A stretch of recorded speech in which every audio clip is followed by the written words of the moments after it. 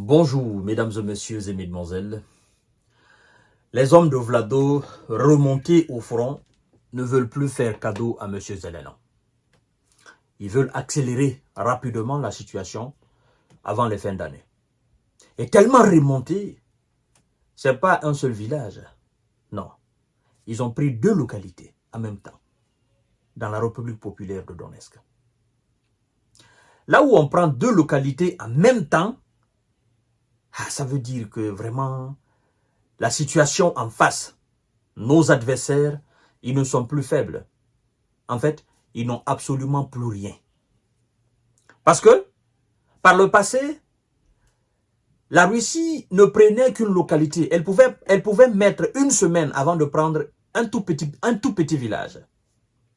Mais depuis un certain temps, nous constatons un certain enregistrement de victoire d'une certaine manière que les Ukrainiens eux-mêmes ne comprennent pas. Parce qu'on ne peut pas chasser les troupes, vos troupes en même temps dans 2 localités et avoir le contrôle total, monter les tricolores russes dans les 2 localités. Laissez-moi vous donner le nom de ces 2 localités. Pour plus de précision, c'est très important. C'est le ministère de la Défense russe qui nous dit. Vous savez, le ministère de la Défense russe ne peut pas se permettre de raconter des balivernes parce qu'il a pour objectif d'atteindre ses objectifs sur le terrain. Voilà, les objectifs que le Conseil de sécurité de la Russie s'est fixé, les objectifs que Vladimir Poutine s'est fixé, les objectifs que l'armée russe elle-même s'est fixé, les objectifs donc de l'opération spéciale militaire russe en Ukraine. Donc, les localités souvent annoncées, n'est-ce pas? Vous devez comprendre que les Russes ne peuvent pas se mentir eux-mêmes pour dire nous avons pris telle localité, or ils ne l'ont pas pris. Non, ils ne peuvent pas se mentir. Ils peuvent mentir à d'autres, mais ils ne peuvent pas se mentir à eux-mêmes. Ils ne peuvent pas mentir à leur peuple. Et ils savent aussi quelque chose. S'ils mentent en donnant le nom de la localité, parce que c'est très simple pour démentir les Russes sur le terrain. S'ils donnent une localité conquise par l'armée et que l'information n'est pas authentique, que la localité n'est pas libérée, la localité n'est pas conquise par l'armée, mais ça veut dire que c'est l'armée de Zelensky qui contrôle la localité. Et donc l'armée de Zelensky aura toute sa latitude de démentir et, n'est-ce pas, de fustiger alors la fausse information russe. Mais à partir du moment où le ministère de la Défense dit « nous avons conquis 2 localités » et que de l'autre côté, on n'arrive pas à démentir l'information, ça veut dire que l'information, elle est vraie. Vous comprenez? Voilà. Mesdames et messieurs, c'est très important à apporter ces précisions-là parce que nous sommes face au monde.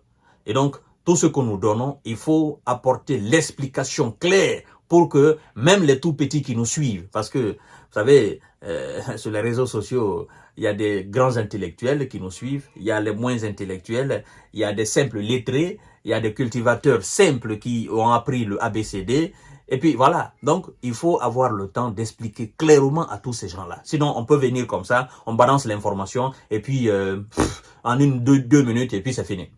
Mais les explications que nous donnons, c'est pour permettre à tout le monde, à tous les niveaux, d'accord, de comprendre.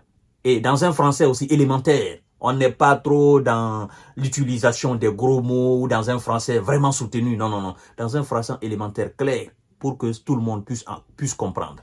Voilà, c'est très important, mesdames et messieurs. L'armée russe, selon le ministère de la Défense russe, a revendiqué la prise de 2 localités dans l'oblast de Donetsk. Oui, le ministère de la Défense russe a annoncé la prise des villages de Makarivka et de Ryorivka dans l'oblast de Donetsk. Makarivka est situé au sud de Velika, Novosibirsk, tandis que Ryorivka, que Moscou appelle par son ancien nom de Leninskoye, est situé à l'ouest de la ville de Seludov. Vous vous rappelez?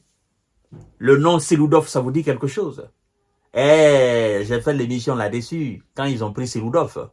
Voilà. Je crois d'ailleurs que c'était il n'y a pas longtemps. Seloudev, prise par la Russie le mois dernier. Voilà. Donc, ils sont en train d'avancer. Bon, les Occidentaux sont fatigués maintenant de dire ils sont en train de grignoter. Eux-mêmes, quand ils parlent de grignotage, ils rigolent. Vous suivez suivant les émissions de LCI et de BFM TV. Quand ils parlent de grignotage, ils disent bon, c'est le terme utilisé, mais de grignotage à grignotage, la Russie aujourd'hui contient des 400, des 500 de kilomètres carrés. Et donc, ils refusent de dire tout simplement que la Russie fait des avancées majeures. Mesdames et messieurs et mesdemoiselles, dans la libération de ces deux localités, ce sont des dizaines de milliers de soldats de M. Zelensky qui ont été envoyés au repos définitif.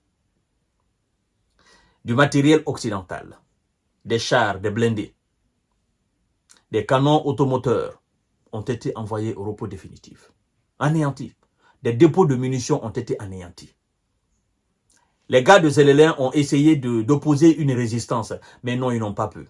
Parce que la tactique utilisée par les hommes de Vlado, cette tactique, ça fait énormément mal aux gars. En fait, si vous voulez bien, les hommes de M. Vlado, ils ont une stratégie.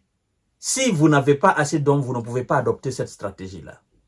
C'est-à-dire, même s'ils ont 10 000 hommes, ces 10 000 hommes ne viennent pas d'un seul coup, comme le faisaient pendant la Seconde Guerre mondiale. Ils ont des subdivisions maintenant, des petites unités qui vous encerclent. Et ça balance de tous les côtés. Et quand c'est comme ça, vous êtes désemparés. Vous pensez que c'est 1 milliard d'hommes qui vous fait face. Non, non, non, non, non, non, non. Vous n'avez que quelques 10 000, quelques 1000 ou quelques 2000 en face de vous. Mais bon, si vous n'avez pas aussi le nombre d'hommes pour opposer l'opposition qu'il faut, ben écoutez, vous ne pouvez que battre en retraite. Donc, mesdames et messieurs et mesdemoiselles, la Russie a mis la 5e vitesse. D'accord? Et a appuyé, nous sommes là, à 240 km/h. Je peux même dire à 300 km/h. Parce que s'il n'y a pas d'opposition en face, si le grand rapport de force de M.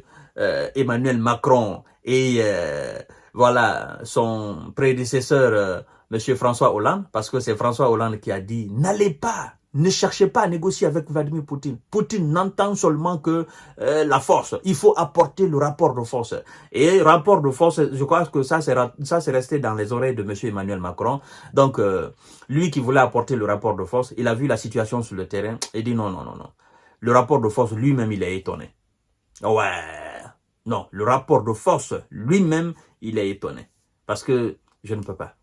Non, non, non, non. Ce serait envoyer des soldats français au repos définitif. Je vous reviens tout à l'heure.